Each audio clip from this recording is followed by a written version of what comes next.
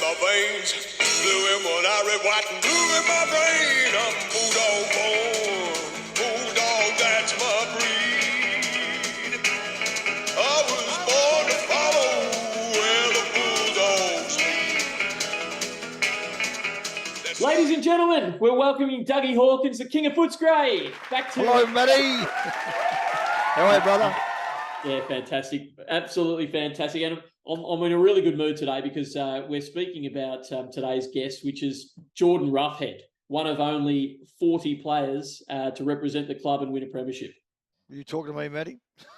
What do you know what, Matty? I'm proud of him. I'm happy for him. But you know what? Yeah. I'm bloody filthy. Yep. I'm filthy, Matty. I'm 329 games and weren't good enough, and we weren't good enough. I wasn't good enough. And tell me more, Matty, about. I don't know a stack about. I remember Jordan obviously playing fullback, Matty, or a bit of ruck work. What he done a bit of. Yeah. So when he arrived in 2010, he started off as a forward. A forward.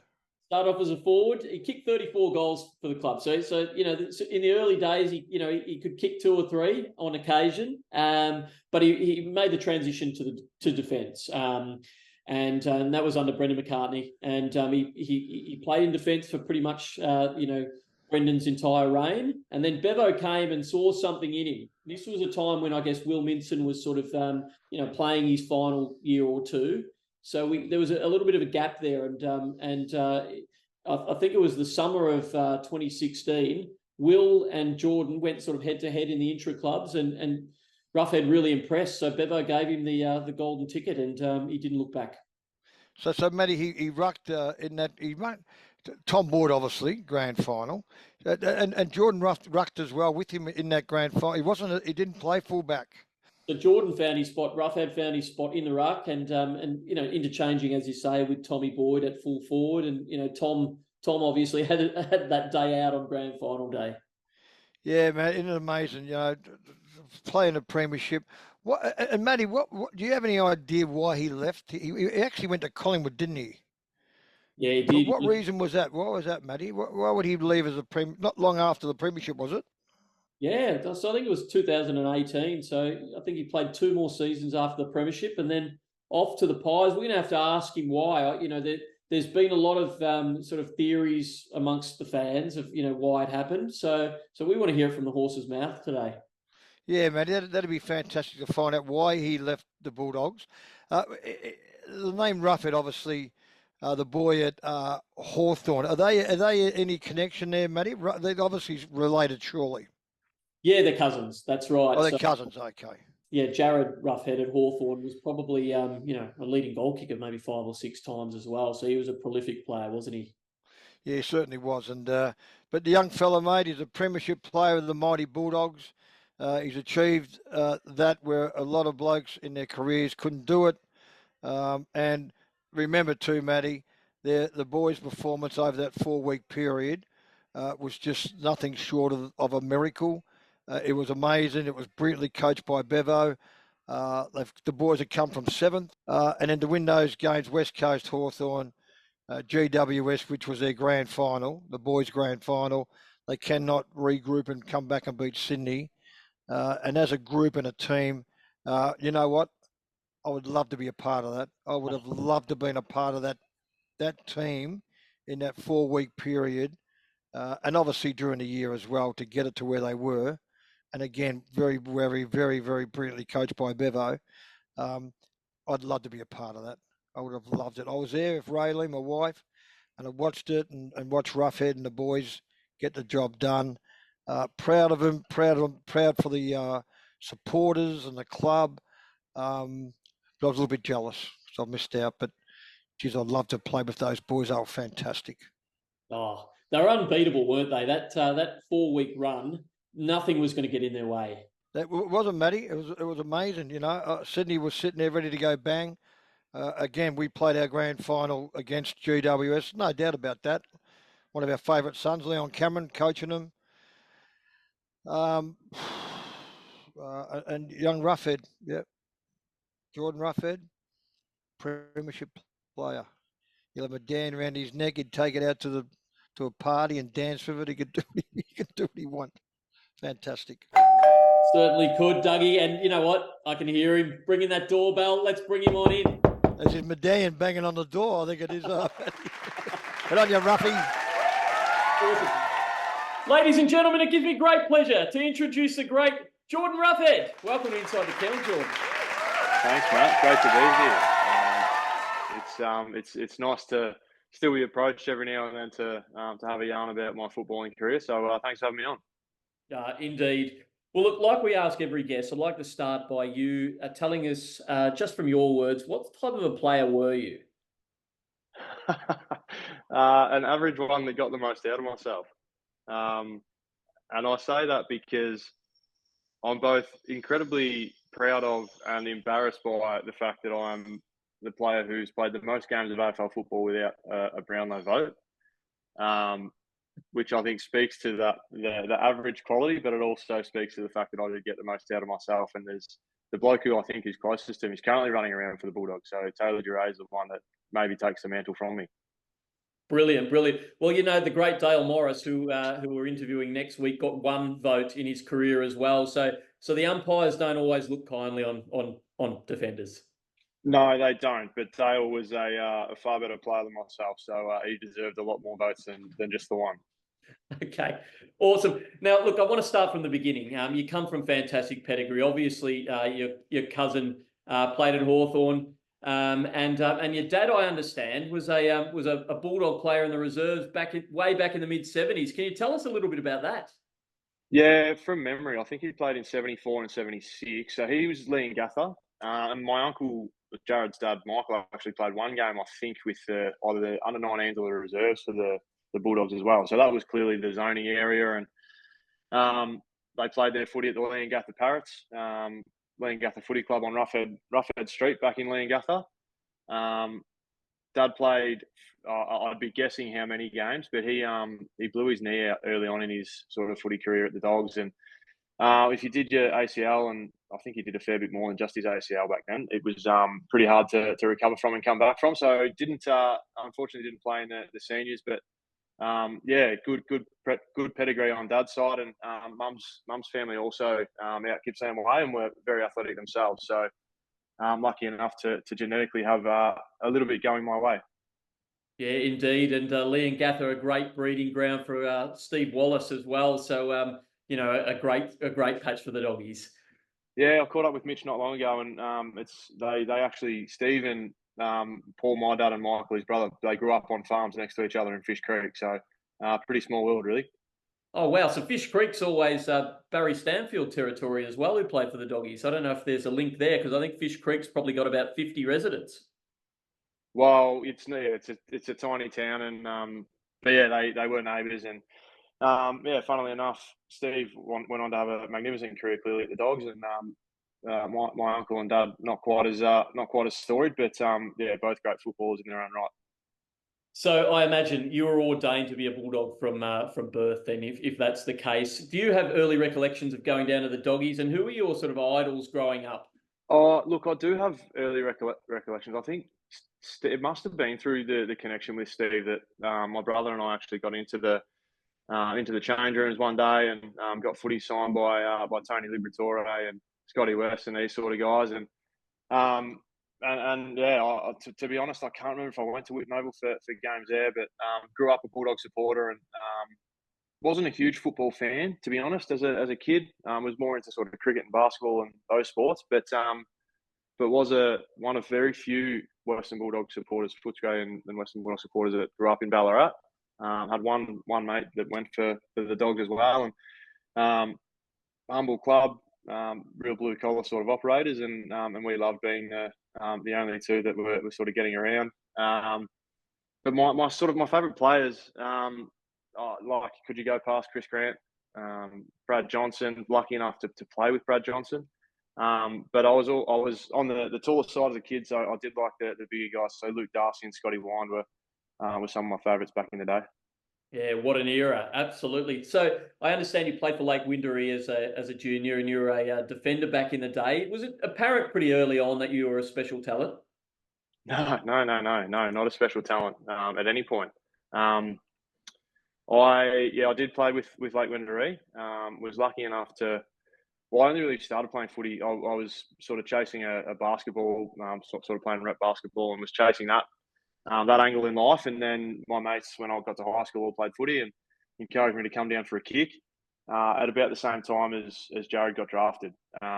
So I started playing on halfback flank for Lake Wendouree, and my mates were pretty good. So I played there for 3 seasons before I got to the TAC Cup, and we won 2 grand finals and were runners up or lost the grand final in the other year. So I guess that introduction to the sport, having that level of success as a kid, you fall in love with it pretty quick, and the story sort of rolls on from there. Yeah, well, it must have agreed with you because you went to Ballarat Rebels, played there in the under-18s, and I understand the Eagles had a fair bit of interest in you. Was it apparent that the Doggies were they showing any interest as well? No, it's a funny time in your life because you're sort of finishing high school. I got drafted, 2 weeks, 3 weeks maybe after my sort of final exams and graduation, and it's a weird time in your life because you're sort of coming home, and every day or a couple of days a week, you might get a letter in the mail from the recruiters at a different footy club or from one of the management companies, and it's a little bit surreal, sort of looking back on it now. And but I do remember being disappointed at the back end of the year that I'd never been contacted by the Bulldogs. So I couldn't tell you how many clubs had sort of sent me a letter and shown their interest. But yeah, I was pretty disappointed, and finished school, went away on schoolies. Just went down to Torquay because the draft was sort of in the middle of schoolies, so I just went early on the first week. And little did I know that the Bulldogs actually called me while I was away to sort of have a conversation or do a pre-draft interview, I guess. And it's probably lucky I didn't answer the phone because I probably wouldn't have got drafted by the Dogs had I answered and not been in a decent state. Brilliant, brilliant. Well, come draft day, pick number 31 came up, and your name was called out. Along with, on that day, Ace Cordy was another player who was selected, and Liam Jones, pick 32. Yeah, right. So it was pretty clear that we wanted some tall timber and a succession plan Clearly. for post Barry Hall. What was it like to be drafted? Well, to be drafted in itself is an incredibly special thing, but to be drafted to the club that you've always supported, and is also the closest footy club to your hometown, and all sorts of things are in my favour there. It's actually difficult to verbalise the feeling, because it meant a lot to me, clearly, but I probably didn't understand at that point in my life. Like, I was still a kid that I'd just been pretty good at footy, and it sort of worked out like that. And I'd planned other things around it. I'd planned going to university and all these other sorts of things. So it's something in your life that certainly I didn't understand the significance of quite to the level that I should, because it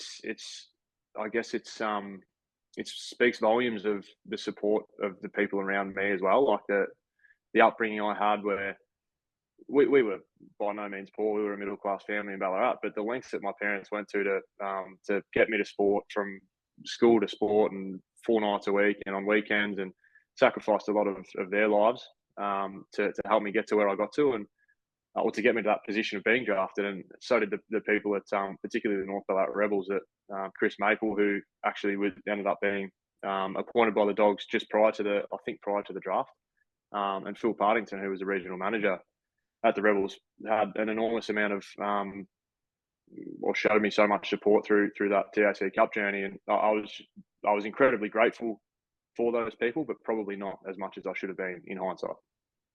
Yeah, absolutely. So here you are, you're the new kid on the block. You've just arrived at the club you barracked for. And I guess walking into the change room for that first time, how intimidating must it have been? You've seen some of your idols. You spoke about Brad Johnson. You've got champions all around you. Take us inside, your first visit to the club. I'm sorry to disappoint you, mate, but not intimidating at all, because the senior team were away. They were actually over in they ended up in Vegas. They were on a training camp over in the States. So I got drafted and went down. The draft must have been on the Saturday. I think I went down on the Monday. Daniel Syracuse was the only player who was still in Melbourne. He was still training at Whitten Oval because he was about to welcome Ruby's little girl into the world. So he'd stayed behind.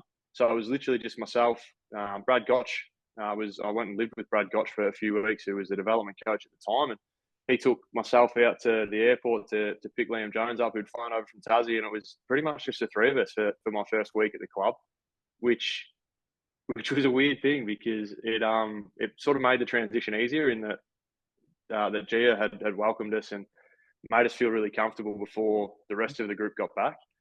But yeah, certainly walking in that second week was pretty strange. Like you speak about the guys that the heroes and the success that the club had through that 8, 9, 10 period. Like your Brad Johnson, guys I'd grown up spent the last couple of years watching and loving, like your Mitch Harns, your Brad Johnsons, your Nathan Eagleman's, Ryan Hargraves, Lindsay Gilbys, and then throw on top of it Barry Hall, who's just walked into the club for day one as well. Like it's an overwhelming thing, but being a cocky young bloke, you just sort of get in there and get on with it. One of my sort of earliest memories or I guess recollection of making a bit of a mark in the place was we just doing a training drill and tackling Brad Johnson and getting him to ground, and then having Sean Higgins come over and stand over me and rough me up a little bit. And that was I don't know if it was a moment where I went, I actually belong here, or if it was a moment of, oh boy, this is a lot more serious than a kick and a giggle at under 18s level. Yeah, no, you're a part of it. If you've got Higgins standing over and you've got Brad Johnson on the ground, you're right in the thick of things. How good is that? You're in the middle of it, aren't you? Yeah. Awesome. So here's 2009, your first season on the list. You spent the entire season in the reserves, plying your craft, and I imagine, really developing your skill set there. Who were the early mentors for you that helped you on your trajectory? So I played back when we were aligned with Williamstown Footy Club, and there was a rule in the VFL then that if you were in a aligned club, you could only play, I can't remember if it was 11 or 13 senior listed AFL players in the first reserves, and any of the overflow had to play in the reserves. So I was playing basically development league. So we'd literally roll up to Williamstown Oval at 9 o'clock in the morning, be finished by midday, watch the VFL seniors play, and then potentially go and watch the Dogs play on a Saturday night or something like that. So it was a bit of a weird introduction, weird experience where, and I couldn't tell you how many games of even senior VFL footy I played that year. It was probably only 7 or 8 maybe, and the rest of the time was kicking the dew off. But it was probably Nathan Eagleman was my mentor at the time, and he's a ripping fella and was really good to me. Ben Hudson I lived with, Ben Hudson and his wife Rita, and again they were just incredible to me and looked after me so well. And Mitch Hahn was the other one, Mitch and Lana Hahn, that spent a lot of time looking after me at training and making sure I was feeling pretty comfortable. So they're probably the three that spring to mind the most. And it was probably a few years into my journey that I sort of had a pretty tight connection with Bob Murphy, who was and continues to be a real friend and mentor to me. Unreal. What a candy shop of Bulldog legends there. Fantastic. So here you are. Your second year, we're talking 2010 here. Round 5 comes around, and amazingly, you get the tap on the shoulder. Can you tell us how the news was broken to you that you'd be making your debut? Yeah, so Ben Hudson presented me my jumper pre-game, which is something that I won't forget, certainly. I kicked the goal on my first kick, actually. And I don't mind telling people that. What I don't like telling them is that I had my first kick in the third quarter. So it took a little while, but it went through. So happy days. We had a big win over Adelaide, and it's a bit of a weird one because I actually probably felt comfortable at the level. I know it's probably weird to say in your first game when you then over the next 3 years go in and out of the team a number of times, but I didn't feel like I couldn't do it, if that makes sense. I felt like it was something that if I worked hard enough and stuck out, I'd be okay at. So it was it's a phenomenal experience, and the Gatorade chair at the end of the game and these sorts of memories are real fond memories that are as significant as I imagine the memories we're going to talk about in a few minutes' time. Indeed. Look, just on your third quarter to get a kick, Luke Darcy we had on last week, and he took until his 4th game to get his first kick. He went kickless in weeks 1, 2, and 3, so you got him covered there. But he's got the excuse because when he debuted, they probably didn't come on the ground until halfway through the last quarter. So You look after me, mate. You look after me. Yeah, no, he reminded me of that. Absolutely. Uh, So here we are. You played that season. I think it was 8 games in total. What was it like playing on a forward line that had Jono, Acker, Gia, and Barry Hall? You must have been pinching yourself. yeah, I was, but it's another one of those things where you are and you're not, because you can't. You can't really afford to be pinching yourself, because the sport does not go. We'll give you your first 20 games to feel like you belong and feel like you can do what you need to do. You have to just do it from moment one. And like, thinking back and everything, hindsight being 2020, like, yeah, it was crazy to be playing footy with Gia and Jono and Barry Hall, and having the ball kicked to you by the guys that you'd had literally grown up idolising. And you're doing it with. I lived with Ace Cordy and Easton Wood. We were pretty tight with you, Callum Ward and Sam Reed and Jared Bowman, and these guys that you just are tight with because you're drafted and you're the same age. And so there's one or two of us sort of doing it every week, and it's this really special. And I'm jumping ahead now to the next couple of years, but I reckon most footballers have moments where they realise that it's not just going to be this straightforward, or it's not this fun thing that it used to be anymore. And now it's a serious business. And I remember getting absolutely sprayed by Rodney Eade multiple times, where it's like, I look back now and it's like, that'd be like to vent your anger at a kid the way that coaches did.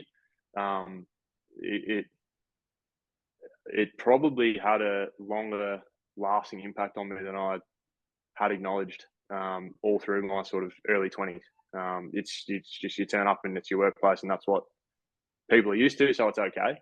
But yeah, now I look back and I go, it's no wonder as a kid that, like, yeah, I came into this cocky and thought I was going okay, but then, like, through my early 20s, I developed a lot of performance anxiety and a lot of anxiety outside of just performance anxiety, and some depression as well. And I can probably attribute a fair bit of that to how footy changed from being, yes, it was always my job, but it was something that I enjoyed doing and loved, and it became something that I almost hated doing. Wow. Yeah. Sorry, I've got a little bit deep there, but No, and I have jumped ahead, but there you go. It's really fascinating because, you know, players are constantly under the spotlight, and when you add that sort of that layer of pressure from within, and it's a real testament that you were able to come out the other side. We did have Rocket on last week, and he said he was really thoughtful. He said of who he targeted, because he felt some people he could give a spray to, and in the end it would result in spike performance, and others he had to sort of adjust. So he must have seen you as a target that could have absorbed it.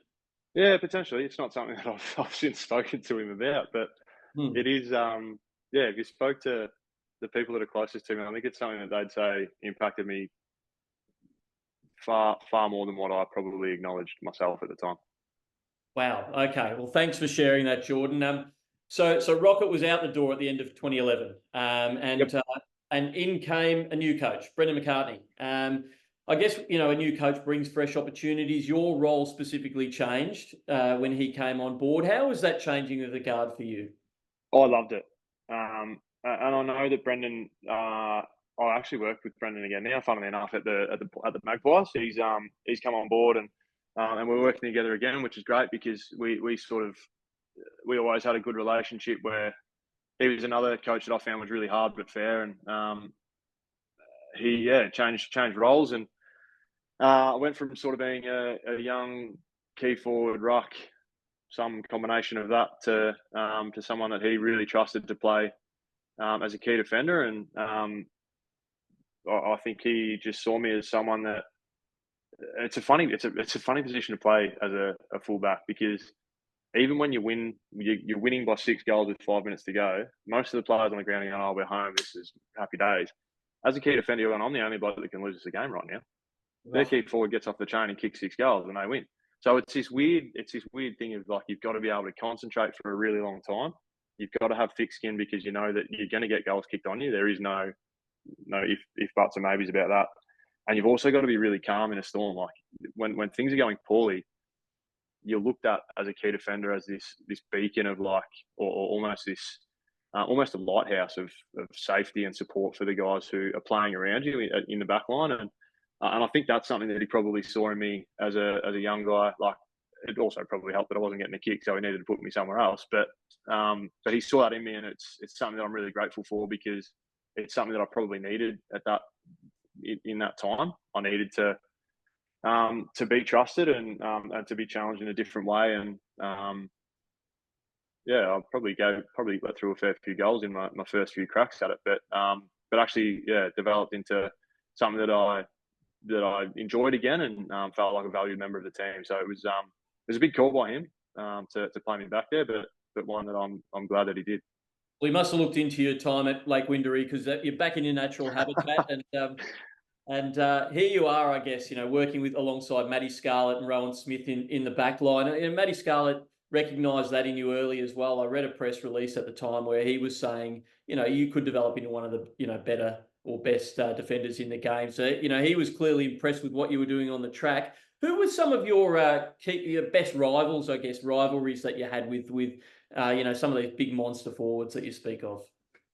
Well, I had a kind of a funny career, because I went ruck forward, back, finish back. And so, like, the ones that spring to mind, but it's probably a bit of recency bias in this, but like, loved playing on Josh Kennedy, big JK from the Eagles, because he's a phenomenal player. To be the size that he was and move the way that he did is just remarkable. And he's the sort of bloke that you'd finish the game and you just want to go to the bar and have a drink with, because he's a lovely guy. So he's one that certainly springs to mind. I love playing on the guns like Tom Hawkins, because, again, like, you go to these games, right, and you know that you're probably going to get at minimum a couple kicked on you, but if you only get a couple kicked on you, it's a pretty good result. Yes. So I enjoyed playing against those guys, and unfortunately didn't get to play against Jared all that much. I think we only played one game against each other for premiership points. But it's less probably who were my favourite opponents, and I like to think back and who were my favourite teammates. And someone like Dale Morris, like, just an absolute gentleman, and someone that you would want to take the field with every weekend for the rest of your life, because when you go out there that he's got your back 110%, and will do anything he can to help you out. And he's probably an unheralded player in that I think he was All-Australian once, or maybe not even All-Australian, but made the squad, the All-Australian squad once. And that for me is just such a damning thing of, like, he should be an All-Australian basically every year, because not necessarily because of what he did against his opponent in itself, but what he did for his teammates against their opponents. And this was in a time where team defense was less of a thing, and it was more of a one-on-one sort of matchup.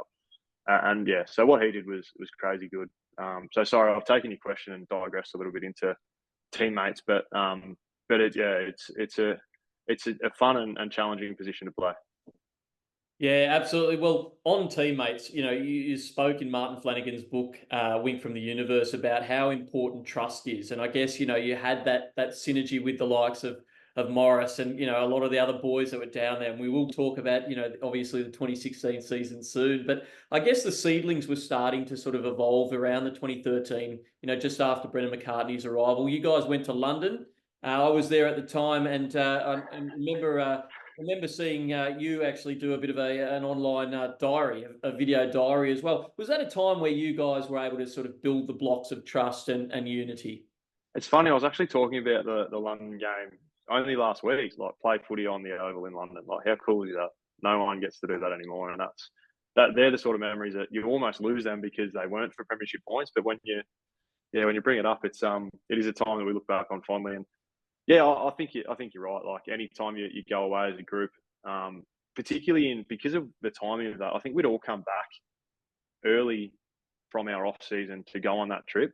So it was kind of a combination of going there to play, but also you're still kind of in your off season, so it's okay to go out and have a few drinks together and start to connect. So maybe you may be right in saying that that's where the trust and the relationship started to form. But then there's also the end of 2014, then, when you lose a lot of senior players in your team, and who knows whether that is the case or not. But one thing I will say is that I do think that Brendan McCartney and what he did in those 2012 to 14 years was he taught us how to be tough footballers and how to win a contest. And I think that I think that a lot of the success that followed his departure can still be tied back to that. And I know he's a polarizing figure. Probably, I actually don't know if he's a polarizing figure to fans, but to players, he was. But he should be celebrated for what he did and what he taught us and instilled in us as players, because Luke Beveridge then comes in and is the key that unlocks the rest of it. But the foundation was sort of laid, I think, but in those early years. Absolutely. Well, let's investigate this. So, sadly, Brendan McCartney was out the door. And as you say, we've got to give some credit where it's due, because it's those foundations of defence and that amazing hard edge that we saw bear the fruits later on. Peter Gordon at the time said that it wasn't a crisis, but sweeping changes happened, didn't they? The coach was out the door, the CEO, the captain. We lost Higgins as well, who you spoke of. Cooney was gone as well. So there was a massive changing in the guard. But two people did walk through, and they were incredibly important figures.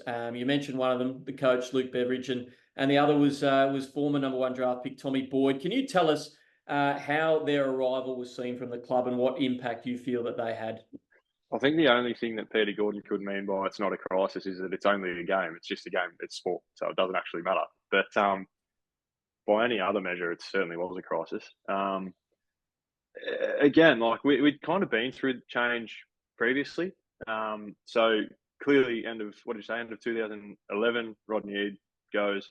End of 14. So only 3 years later, Brendan McCartney goes, and it was probably how it happened that was the sort of the strangest thing, because Brendan McCartney didn't get sacked at the end of the season. So he's my understanding of it, and I could be wrong here, but he was still the intention was still that he was going to be the coach the following 2015, until Ryan Griffin came back from his essentially from his holiday and said, I want to trade. And then that's when it all sort of happened. And that was quite late in the piece.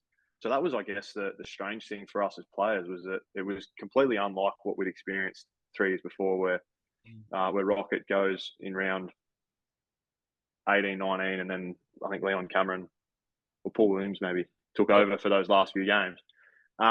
So it's a weird one for us, and as players, even by that stage, I'd been in the system for 5 or 6 years, and you just get used to change, because at the end of every season, what is it, 20, not that much, 15% of your list, 10% of your list minimum turns over. So you every year you've got these some out, some in, some out, some in, and it just becomes this thing that you're used to. And the difference clearly with Tom is that he's a number 1 pick, and he's a number 1 pick that's only been at the Giants for 1 year. So there's significant.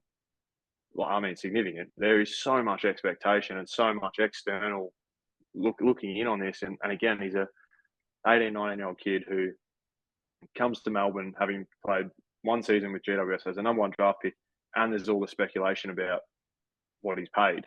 Like, good luck. Yeah. Good luck. Talk about set up to fail. And to his credit, didn't fail. So it's a weird thing as players. You do just become used to they talk about the ruck merry-go-round, but it's just a merry-go-round. Like, players move on, and there's expectations of loyalty sometimes from outside parties. But I think as a player, you get to a point where you go, like, do what's best for you. Like, you've got to look after yourself in all this, because at the end of the day, you are just you're cattle. You become cattle, and you're part of the machine. And as soon as your best days are gone, or there's no value seen for you, clubs are happy to move you on. So I did anyway. I got to the point where I just went, do what's right for you. And for Tom Boyd, it was coming back to Melbourne and playing for the Western Bulldogs, and we're pretty happy that he did. Oh, absolutely. We can't wait to investigate your thoughts on Tom and what he did. But it obviously agreed with you with Bevo's arrival, because you were elevated in 2015 to the leadership team. How was that honour bestowed upon you? And, how did you feel about being seen in that way by your teammates? I'm speaking purely from looking back now, but I was not ready.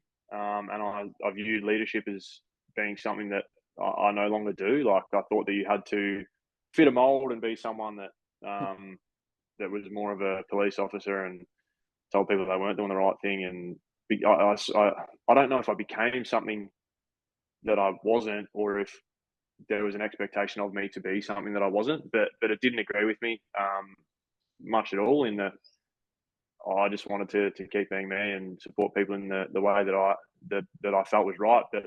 But yeah, I then end of 2015 stepped out of the leadership group or I wasn't voted in the next year. I don't remember, but yeah, at the time I thought it was pretty cool. Like I think it was actually 2014 that I was taken in under Griff when Brendan McCartney was still at the club, and it was a pretty special thing. Like, yeah, you grow up barracking for a team, and all of a sudden you get drafted, and then you're 2013. I think I sort of established myself as a key defender, and so you establish yourself, and then you become a part of the leadership group. Like that is the sort of the linear progression that I think people that I probably saw for myself from that 2009 point onwards. So it just took a little bit longer, and it still wasn't linear after that. There were still heaps of hurdles that was yet to come.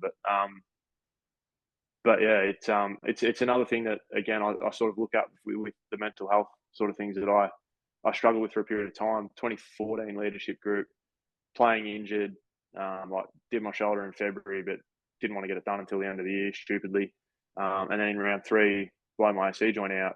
And so then I'm dealing with chronic pain as I'm trying to play football and be seen as a leader and be something that I'm not. Like it's a funny thing that I think even that all became overwhelming for me as in my mid-20s, and I'm playing footy. And again, it was that period of, do I love this or do I hate this? Like I love the environment and the training but the game day is like I'm struggling with the pressure of that. And again, wasn't talking to anyone about it, so didn't have a way of articulating it or any sort of mechanisms to deal with it either. Did someone like a Bob Murphy, who you said, is a really close confidant of yours, sort of tap you on the shoulder? Because he strikes me as an incredibly insightful person, and he talked about when he handed the reins over to Easton Wood, just to be your authentic person and your style will be good enough. Did he have a chat to you, a quiet word? Yeah, so we went for, and this one I do remember really vividly, is that we went for coffee, and I think the way I opened must have been something around like, I don't know if I want to do this, because I don't love it anymore, and the memory I have of it is really clear. Is that he said something along the lines of, you're not going to love all of it, but you've got to find the bits of it that you do love and put more time and effort and value those bits more, so that the bits you don't love become lesser.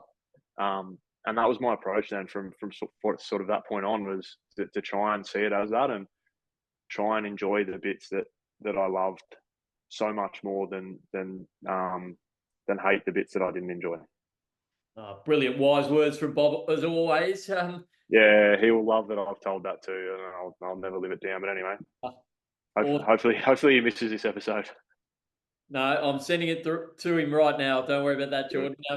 Now, that season 2015 was a real upturn, wasn't it? Because we struggled for 3 years. We were at the bottom end of the ladder, and things turned pretty quickly. And there was a real statement match, round 5 that year, that Bulldog supporters really remember. We went up to the SCG. It was a wet, damp day. You were thrown into the ruck, and it had immediate effects. Can you recall the emotions of that day that ended up becoming a real marker in the sand for us?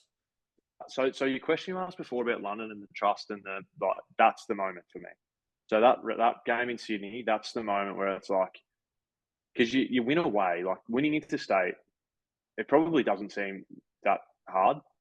Like people who aren't like it for whatever reason, it's hard. Like to win interstate is to, like, I reckon most interstate clubs pencil in almost 80% of their home games. It's like, we're going to win that one. So to go away and take one of those off them in the conditions that we played in, a team that, had been pretty miserable as far as ladder finishings for the years before that, new coach, new players, or turnover of the senior players. So you're starting to see these new players, I guess, emerge into roles and positions in the team that have been vacated. Like that for me is the game in the moment that, and I actually haven't watched it back. Like I've clearly seen the Easton Wood goal out of the air and stuff, but it's a game that I should actually go back and have a look at, because it is, even when you talk about it now, like it makes the hairs on the back of the neck stand up, and I think that the rest of that 15 season into 16 is almost built off that victory. Right, that's unreal. Yeah, definitely go back. There's a great goal from Eastonwood, as you say, Jackie Chan style out of the air. And oh my God, I just leapt off the sofa that day. I can still recall. But we made it to finals that year, didn't we? And it was an almost. I remember, with a minute to go, I think we were leading, and Lockie Hunter was streaming through the midfield, and he handballed across to Cramery, and we had Jared Grant running into an open goal, but the ball hit the deck and they ran it up the other end, and it wasn't to be that year. Do you guys see that as a missed opportunity, or was it a launching pad for what was to happen next? I think you have to go with the latter there. Don't you? You have to go with Colin B.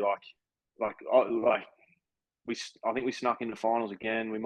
We had a home final, so we maybe finished sixth that year. Adelaide the seventh. So no, I don't think I certainly don't look at it as an opportunity missed. I look at it as we probably were the sixth best team in the competition, and maybe we should have won that game. But do we go on and take it further than that?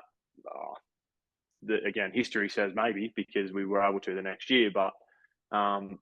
And for me, that's one that it's probably a question for other guys, because I actually didn't play that Adelaide final. I'd been injured through the back half of that year, and wasn't out there that night. So if you ask other players, they'd probably say definitely opportunity missed. But for me, it was more, building blocks were like we'd gone from a team that finished, you'll have to remind me, maybe 17th, 2014, not far away from there, to finishing sixth. I was like, that jump 11 spots on the ladder, you go, well, that's actually a win that season. So it became a building block. And as I said, I think that the Sydney win was the maybe the first of the building blocks, and then to be able to string some more together, make finals, you go, okay, we're actually not a bad team. Let's use that as a springboard into 16. Beautiful. All right, so here we are. Let's talk now about the greatest year in the history of humanity, 2016. What a year! And let's begin with the preseason. Can you remember sort of how that season, the slow burn? Was there anything different that you recall? I know I'm testing your memory here. No, yes, I can. I remember, and most of this has probably already been told, but the Salty Dogs clearly is a big part of it. We went away on a pre-season training camp, and the Salty Dogs, that's where that sort of launched. And we had this story about running towards the fire, and that was probably that was the theme of the year, was run towards the fire, and that's what we were able to do. And the pre-season for me was really interesting. I was probably third in line. I remember I actually played a VFL practice game when the boys were playing their last of the practice games before round one. And Tom Campbell got injured, and Will Minton got injured. So I went from third in line as a ruck to you're on in round one. Yes. So this is why I say, and people will probably hear me say I was an average footballer and go, oh, he's just being he's talking himself down. But this is sort of why I say it, because never in my career did I go, I'm a cemented magnet on the board and I'll definitely play every week. I lived on a fringe, and again, people who haven't been fringe players and not played 200 games will go, that's a ridiculous thing to say. But that's how I felt my career went. And it was a bit of a blessing and a curse, because it meant that I had to play on the edge and I had to get the best out of myself every training session, every game, because I felt if I didn't do that, I wouldn't be in the team the next week. So that was the blessing, the curse being the pressure, I guess, that comes with that. So anyway, that's the preseason for me. It's like you're going okay, you're not going great, you're third in line, 2 injuries. I play all right in that VFL practice game, and next week, here we go, strap in. Yeah, so here you are, round one, Fremantle. We certainly lit the fuse that day, and you came out and cemented yourself. I felt. You talk about being on edge. You were a catalyst, and you were just the first tap out of the season, straight down, and 20 seconds into the season, Bont rammed through our first goal. So you couldn't have lit. I feel like you might have watched the first game of the season a few times there. Yeah, absolutely, I have. Look, we obviously, we had a great start to the season, and we went on the next round and beat Richmond, and then round 3 under the lights at the MCG, Friday night lights, all the pressure, all the spotlight on us, the talk of the town, but we were playing against the premiers, and it was an arm wrestle right to the very end. Hawthorn in the last 30 seconds ran the ball down their end of the field, kicked a goal, but the headline was our our illustrious captain and your great mate, Bob Murphy, crumbled with a knee injury. What impact did that have on the playing group, Jordan? Again, like you talk about moments that united the group. I don't know if it was that moment itself that united the group or sort of the period post that. But clearly it's devastating. Like he is not only is he the captain of the club, but he is this incredible leader that gets the best out of everyone around him. And being his mate, I'm not going to talk him up too much because again he'll love that too much. But he was the heart and soul of the Western Bulldogs Football Club through that. Bevo comes on board 2015, 2016. Again, like you talk about people who to attribute some of that premiership glory. Like when I say some significant portions, I've already mentioned Brendan McCartney and what he'd done prior to. Bob Murphy through that 2016 season, didn't take the field clearly, but what he did for us was immense. And so again, I've talked away from the question a little bit. That moment itself, yeah, devastation, heartbreak. Like remember it clear as day when I don't know if the turf slips or what sort of happens, but remember the moment where he clutches the knee and you just go, oh, we've played in a final last year. We started the year really well. You compound that with we're in front when he does it late in the game and they go down off the back of it, or they score off that play maybe and win the game. Right. And you go, like, all that on top of each other, you go like, whoa, that can take the wind out of the sails. Yeah, it felt like a curse, didn't it? And watching on from the stands, we just thought, our dream's over. How can we possibly win this without Bob? But you talk about belief, and the belief built week by week. We knocked over Adelaide in a 35-goal shootout a few weeks later, and I think we were barking at that point. You had an incredible game that day. Along with the likes of Dixon and Stringer and Redpath. Do you remember that day and sort of saying, actually, we've got some serious ammunition here? Oh, I don't, to be honest. I don't remember that one. The one I do remember is Port Adelaide in Adelaide, which is that a few weeks later? Yeah, that's right. That was round 12. So that's another one where I know I've already spoken about winning interstate, but that was another one where it was like you go to. I'd never won in Adelaide. We'd gone Footy Park. I'd played a few games at Footy Park to Adelaide Oval, never won a game in Adelaide. And then, it's another one of those ones where again, I think it was a high-scoring game and got to late in the game and you're holding on, you're clinging on interstate and the siren goes and you go, oh, okay, we're coming here. Like, we've lost our captain, yep, but we've built what to this point has been a really quality season. And now, again, we've taken 4 points off an interstate team at their home deck. Like, it's starting to happen. Yeah, indeed. You had 29 hit-outs, which was a career high up until that point for you. And, silver service to Bont, who got the 3 votes. And I remember Mitch Wallace just on the siren, just going ballistic. It was Yeah, special day. I'll probably remember that one because that was my 100th game as well. So it's a really nice one to look back on and have that as the memory of the 100th game as well, which is pretty cool. Yeah, awesome. There were so many other highlights through the home and away season, including the one that you sort of mentioned with JJ right on the end. He came back from a hamstring injury. He was probably out for maybe 10 or 12 weeks and came back into the side and had an immediate impact. He marked, I think, maybe from a Bont or a Caleb Daniel kick and kicked after the siren. What an amazing thing to beat Sydney 2 years in a row on their home turf. Yeah, in the same manner, pretty much too. Like last kick of the game, and there's the beautiful thing being the ruckman is that you go back to the centre bounce and the runner comes to you and he goes, "There's 11 seconds to go," or "There's however long to go." So you go like as long as I do a decent job here and I'm competitive, that's all she wrote. So it was makes me I get the tingles thinking about that one as well. Yeah. Your career seems like pressure was just following you everywhere. And round 22, what happens again? We're on the verge of finals. You hadn't played a final, even though you're on the list in 2009, 10, 15, and here's 16, and suddenly the calf goes. It threatens to derail you again. What was going through your head? Not much.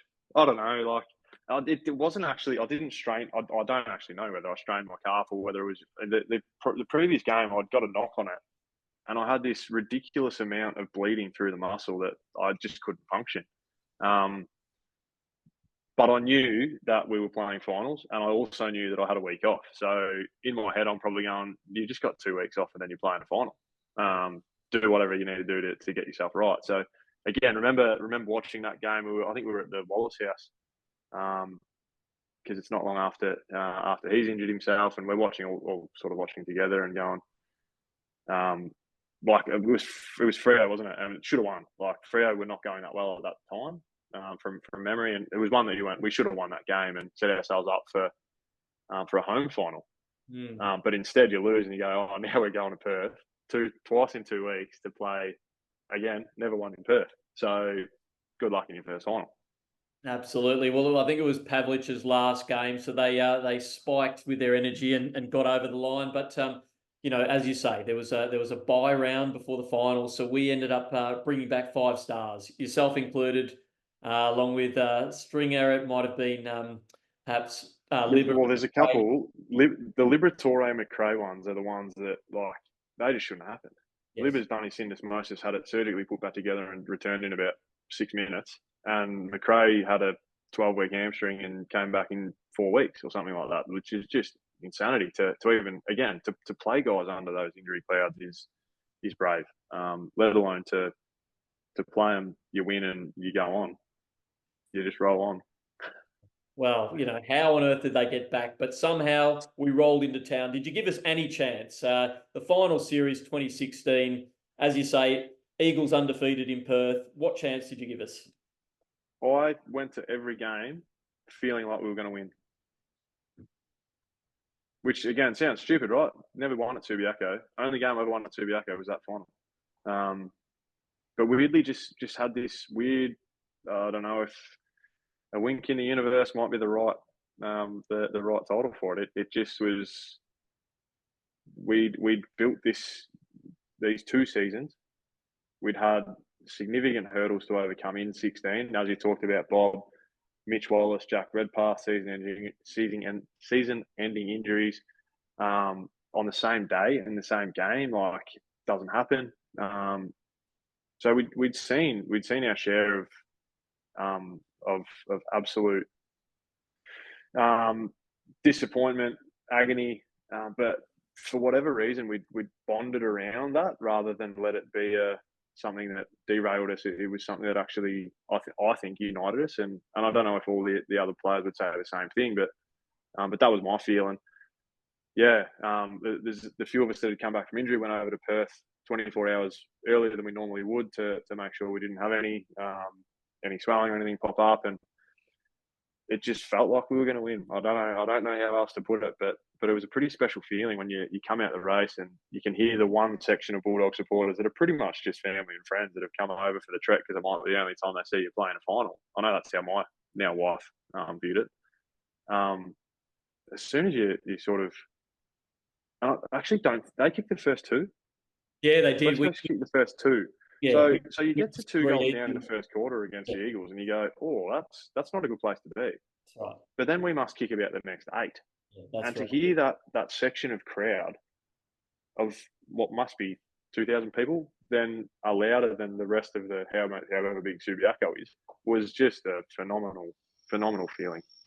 Yeah, well, you might have heard us screaming from Footscray. Don't worry about that, Jordan, because we were up and about that night, all their supporters back in Victoria. And look, there's a vivid memory that I have of you in that match. We were 35 points up, and you just looked like you were gliding through the air and unleashed this beautiful kick from right on the 50 that went through for a goal. Do you remember that? Was that the best goal you've kicked?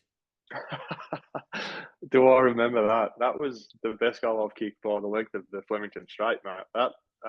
That moment, it was, the boys all reckon I blacked out and just something else took over me. But yeah, I don't know.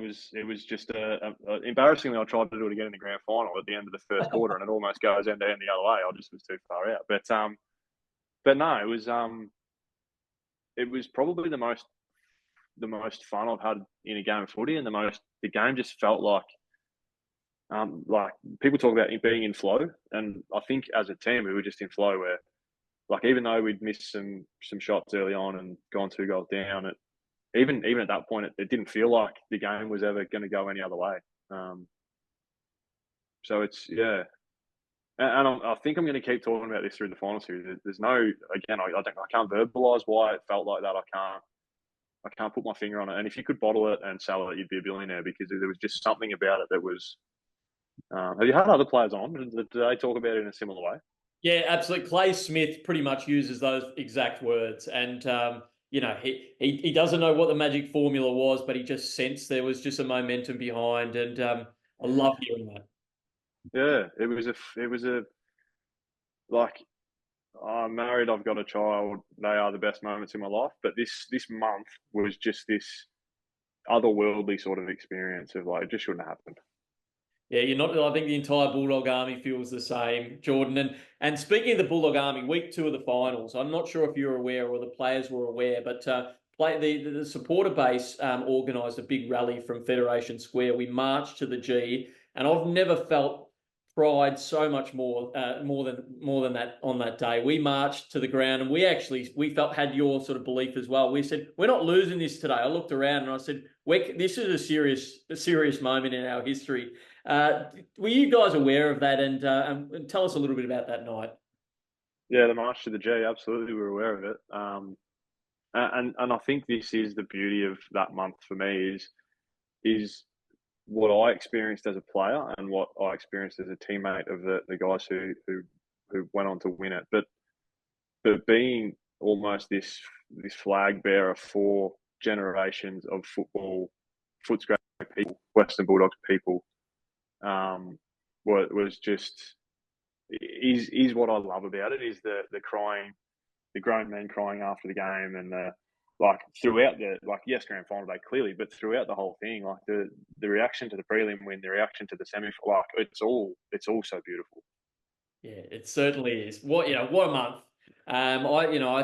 It pops into my head over and over, and I couldn't imagine what it would be like experiencing it, from your vision and your shoes. But you talked about your best goal ever. In this particular game, the Hawthorn game, you had a really clutch moment in the third quarter. You pulled down an incredibly important contested mark.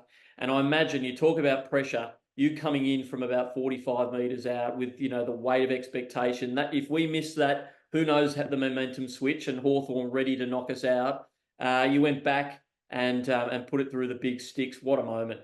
Certainly not noted for my goal kicking, mate, but that one is, that's another one that I'll remember. It was no, and it's like it's moments in games, right? Like I talked about being in flow, and that's another one where,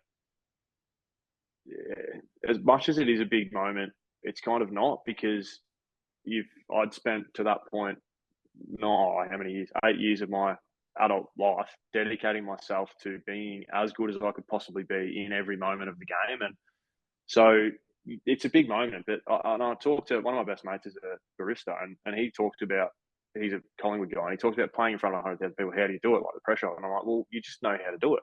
Like it's like making a coffee, right? Like you're a teacher. I don't know how you stand at the front of a class and teach a class with all these kids looking at you, and like you train to do it. So as much as it's a big moment, it's just another moment, and I think that maybe is a part of the formula for what that month was. It was like a collection of these moments that were huge moments, but they were just moments at the same time, and that's how we treated them as a team, and that's part of the story. Yeah, beautiful. Well, it is a simple game after all, and that belief in doing what you do best, you certainly did. And here we are. We've made it to the prelim final, and what a week it was. I imagine you arriving down in at Spotless Stadium to face the GWS. They said we couldn't sustain it. They said the weight of pressure and the curse of 7 successive prelim losses, it was going to be an 8th. Tell us about that amazing week and game. Amazing, but also, like, and I'm going to sound like such a cynic in this whole podcast, but so where you haven't got to yet, and I don't know if you're even going to take it there. But so I get the ball in the eye halfway through the second quarter from a Rory Log kick where I felt like I was playing a good game of footy in that one, and then stupidly go to smother a kick and literally cop, like, so unlucky, the point of the football directly on my eyeball. So I get a bleed inside the lens of my eye. So I can't see. Like, I'm blind in one eye for a period of that game. So I didn't have a lot of moments in my career where I cried, but I remember at halftime of that game, because I've just been told by the doctors you can't play, and I'm like, my eye will be fine in a couple of minutes, like it'll clear up, don't worry about it, because I've been poked in the eye however many times playing sport. But they're like, no, this is different. This is a high female. Like you can't see, like, and you will not be able to see.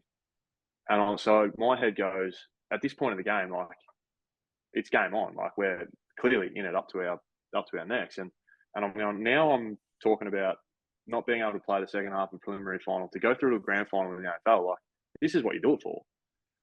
So I remember having a moment, and Dennis Bicer, who worked at the club at the time, was the only other person. Everyone else is in the team meeting, and I'm sitting in the change room, no jumper on. I've just taken it off, and like upset, like properly upset that this is it. Like, and then I have to walk out after half time and sit at the back of the bench and sort of half watch the game, because by the time I got back to Melbourne, I had vision back, but was still like really blurry. So I could see shapes and silhouettes, but not anything in detail. So for me, that the memory of that week is kind of a weird one, because it's this real high of, like, we've just got through to a prelim. Yes. And then you start the prelim playing against Shane Mumford, who's this big, and you're like, the bravado, and it's like, and then it's like, oh, okay, now I'm bottomed out. Like, I've bottomed out. That there's a hope that I might be able to play, but at this point, we just don't know. Wow. So going into the rooms after the game, then, the players are on an incredible high. We've never been, that parochial. So your emotions must have just been all over the shop. Were you able to enjoy the moment with the team, or was your mind just moving forward? No, I did. I enjoyed it, and I enjoyed it too much, actually, because I sung the song, and it was after the song that the doctor's like, you don't want to be putting any pressure in your head. And you can imagine how, like, you're not singing that song, like, you are belting it out. So I've potentially had a further bleed in my eye from singing the song so hard. So yeah, I enjoyed the moment, and it was incredibly special, and I'd sort of got myself out of that dark place of next week, and it's like, okay, now it just becomes, you tell me what I have to do to give myself any chance, and from this moment, that's all I'm doing. Wow. So I guess the only people on the entire planet who wanted you to sing loud and with gusto would have been Tom Campbell and maybe Will Minson.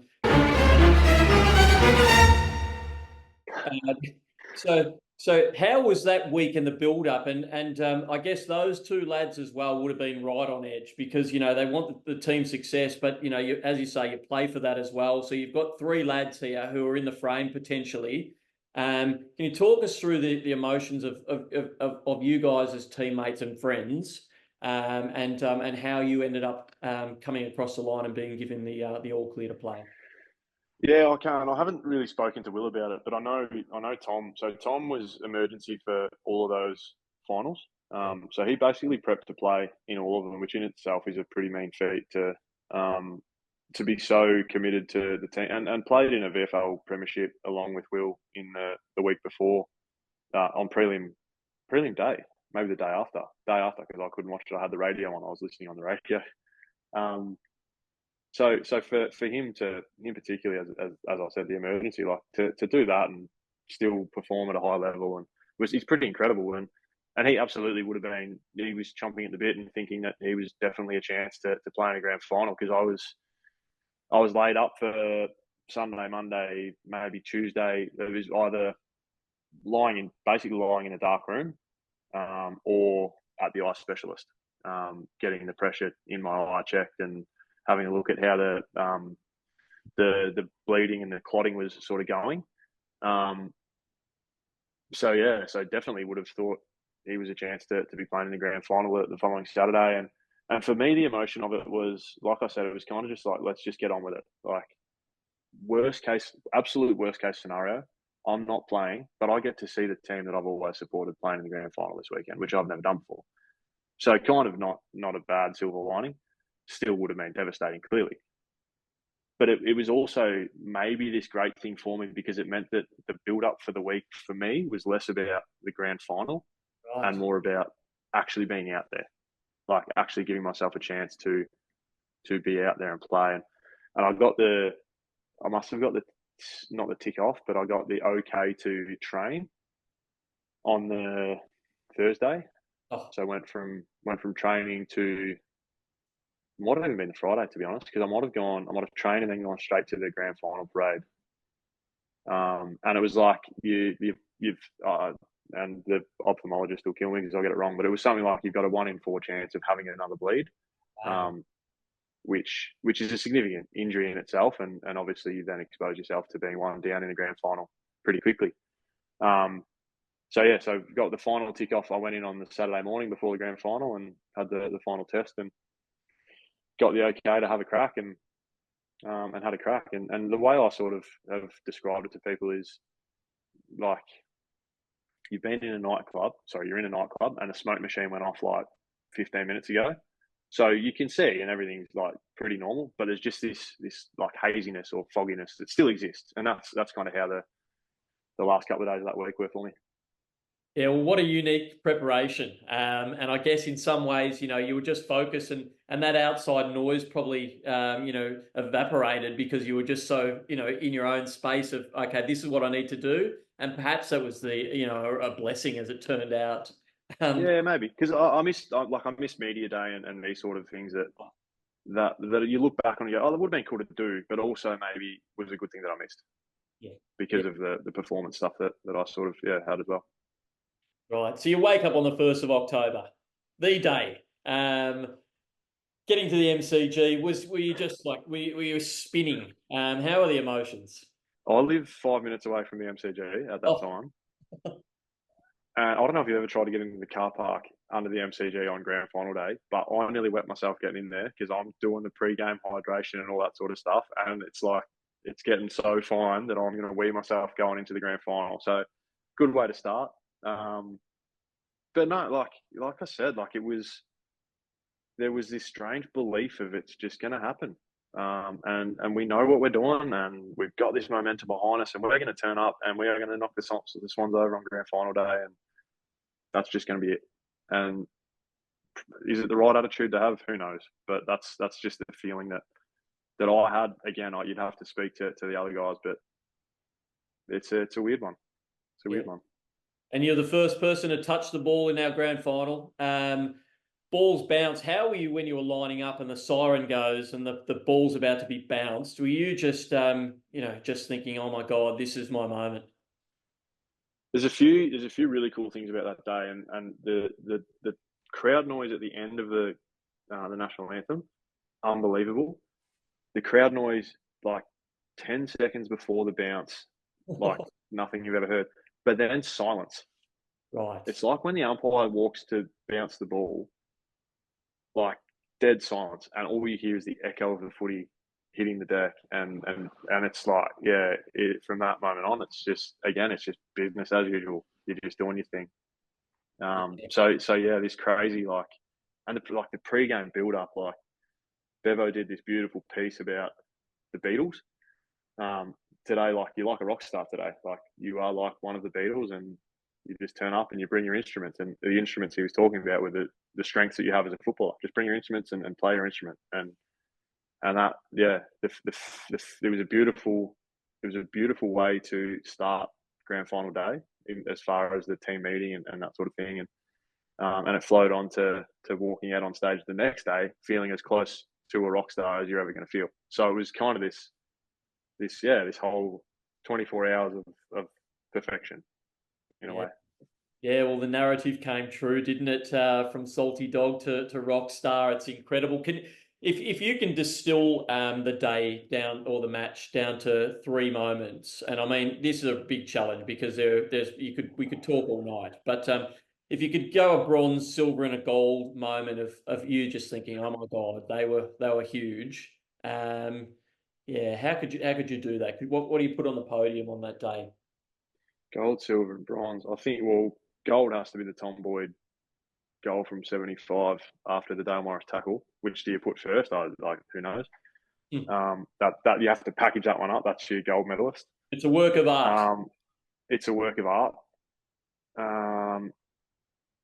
And then from there you stretch me, because then it's like, how do I pick, like, and it's probably not so much the Liam Picken, like the square up kick, Toby McLean, that Liam Picken goal is so hard to kick, because he's got pressure coming on his right leg, and the way that he shapes and everything about it is like, again, it's if he had that shot 15 times, he's kicking it that one. Maybe he's kicking it 2 or 3. He's a bit more talented than I was, but you know what I mean? Like, it was just, again, it was one of those moments that you go, that could so easily have been smothered. That could so easily have been a point. And the whole game, the complexion of the game changes around that. So that one would have to be close. And then never forget Shane Biggs. The never forget Shane Biggs play that I think actually leads up to that. So package that for me. There you go. So there's 2 moments. Shane Biggs never forget into the Olympic goal. Dale Morris tackling to Tom Boyd goal. And then let's strip it back and we'll go, just because I can be a little bit pump my own tyres up because I'm the only one on this podcast, I'll go the Jason Johannesson goal overturned, catch it on the kick in and go back inside 50. Well, just because that, and I know Bulldogs supporters think that was the curse, and I broke the curse, so that's why I throw it in there. Well, I'm glad you said that, because Bevo himself said that was the moment for him. And I remember my head was in hands. I actually didn't see your mark because I just couldn't look. In my mind, it was going to go the other way. And I just remember the roar and look up, and you had the ball, and we were able to starve them off from there. So what a moment for you. Do you look back at that as just being, a moment of absolute pride? Not on its own, like. I look at that whole, not only the month, like I look at and it's only through this conversation that I really look at the 2 years and I go, that period of our football club's life, but my life as an individual as well. Like I look at that and I go, that is something to be really proud of. And there's moments within it that you could identify as individual moments that do fill me with pride, but it's the whole lot of it bundled up into one little package that I look back on and go, like, that's. People always said to me, it's like winning a premiership will change your life. Winning a premiership, in some ways, changes your life. You still wake up the next day as the same person, and that's kind of what I'm most proud of in it. Is that it didn't change who I was, and it hasn't made me someone that I wasn't prior to those 2 years. It's just a part of my story and my journey that I do look back on, and I can't wait to have a beer with guys on the 1st of October and reminisce and talk about it. But even in that, there's so many hard luck stories in it that you go, how do you even celebrate that properly, right? Like, how do you celebrate the first premiership in the club's that break the drought, 52-year drought? But there's so many guys that, how are they going to feel being there? Are they going to be there? Because it is this incredible thing that the 22 of us who take the field share, but so wrongly the 45 of us don't share, because you just can't. And I understand that is high level sport and that's high performance and that's all these things, but that's just reality. Yes. But I also go, like, it's this beautiful thing that you want everyone to be able to feel, and you just can't do it. And so as proud as I am, I also go, yeah, I'm proud of that. But what about the guys who missed it, who were so important to it and so special in your own life? Yeah, beautifully said. We spoke to Lin Jong and we said, Jongy, do you support the idea of having everyone on the list in a premiership team, just like the NBA? Getting a ring or a celebration of who they are, and a medal to sort of say, I was part of that squad. Whether I played one game, whether I didn't even play a game, but I contributed as a teammate. I think that's an important thing, and he felt that would melt away some of that and be part of it. Yeah, I couldn't agree more. But you know what? On the field or not, they're just every single player is put on that red, white, and blue jumper. We just love by the supporter base, and those people watching today. Thanks for your blood, sweat, and your tears. You're all part of it. And someone like yourself, you're one of 40, Jordan, to have got that premiership medallion. And but you've got another 1,000 players who didn't. Dougie Hawkins included, great Chris Grant, Brad Johnson. But they wouldn't begrudge it because they feel that you've done it for us all.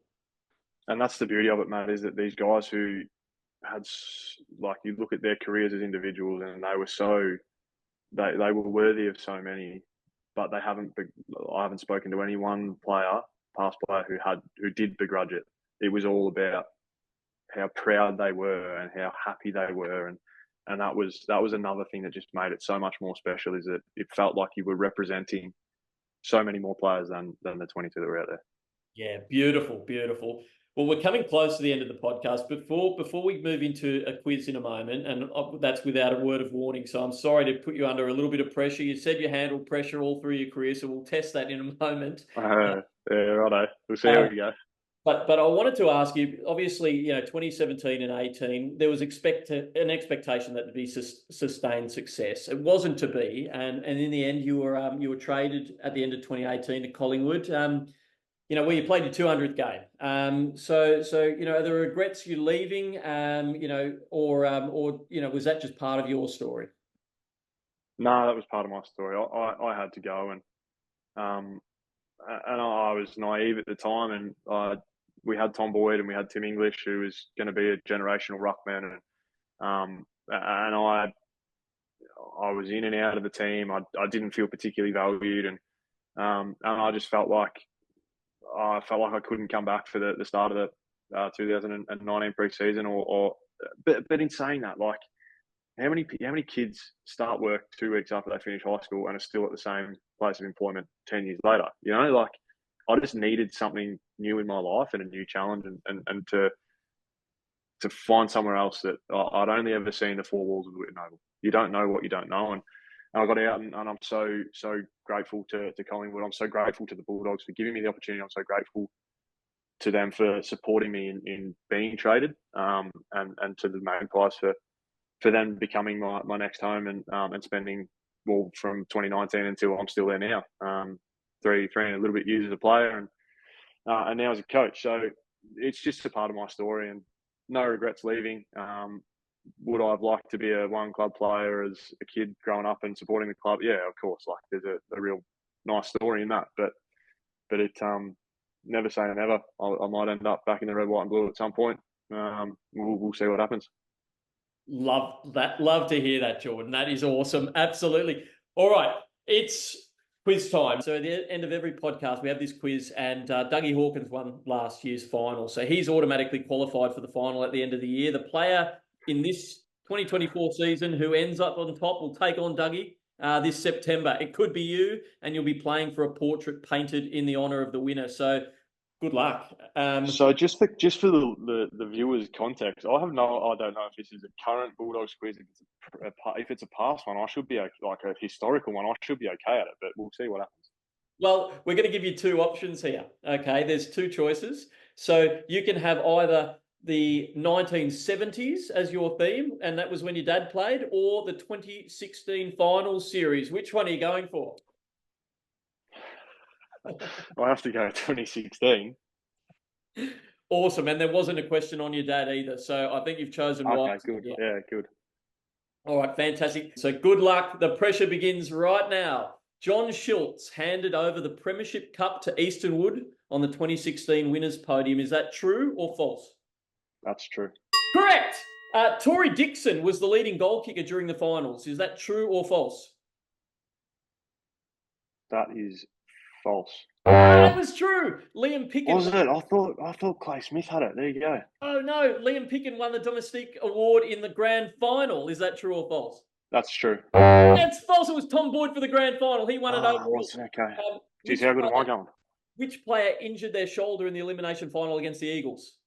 Lin Jong. Correct. Who scored the opening goal of the 2016 prelim against the Giants? Clay Smith. Yes, you got it.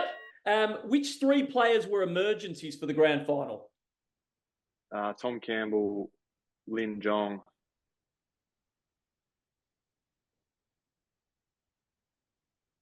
I don't know who the third one was. Oh, it was Matty Suckling. You were so close. Matty Suckling. Libba kicked the ball to which midfielder? Right on the siren. We'll give you a chance to answer this one. So Liberatore kicked the ball to which midfielder, which put us in the lead for the final time in the prelim final, right in that last quarter. Jack McRae. You got it, Jack McRae, indeed. Well done. Oh, I should have been better than that. That's embarrassing. So, Jordan, we're putting the scores up on the board right now to see where you are on the leaderboard. And there it is. Oh, you've done well. You're not quite up on the top, though. Sorry, mate. I'm not surprised. I should have been better. That's all right. Fantastic. Well, listen, we'll end this podcast as we do ask everybody, and that is, what are your final messages for Bulldog supporters who love you, and look upon your career so fondly? What would you like to say to those fans? Oh, look, I think just thank you to the ones that loved me. Thank you to the ones that didn't. If you loved me, your support was what helped me be better. If you didn't, trying to prove you wrong was what helped me better, make me better. So, I love how passionate people are about the Western Bulldogs Footy Club. Never lose that, because it's the people that make the club so special and so great. So yeah, thank you, and I hope you've got success in your future. Absolutely magnificent words, Jordan. Ladies and gentlemen, the great Jordan Roughead. Red in my heart, white in my veins, blue in one eye, red, white, and blue in my brain.